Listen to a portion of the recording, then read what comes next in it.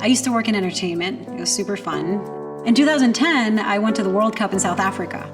And I was there to cover stories about human interest, stories about the sport, and stories about travel and fun and extreme sports and that kind of thing.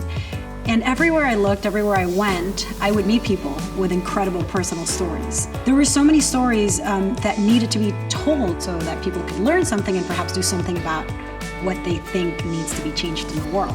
So I came back, stopped working in entertainment, and got into news.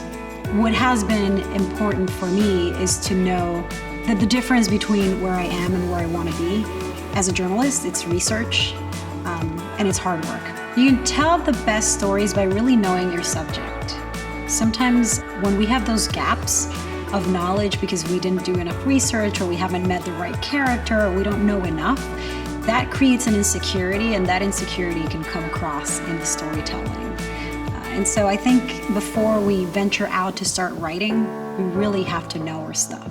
I always go out with an open mind and an open heart and curiosity. Treat each story as it comes to you, digest it, live it, experience it. Yeah, sometimes I get depressed and sometimes I get very affected by the stories, but I think it's the only way to go about being truthful and authentic and connecting with people. It's about allowing for someone to have a platform to express whatever issue needs change or whatever story they want to tell. You can't follow anybody's path. You have to create your own. The fact that society hasn't allowed for enough women, especially women of color, to be represented in certain areas doesn't mean that the space is not there for them.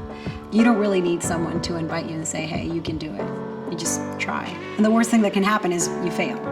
And then you keep trying.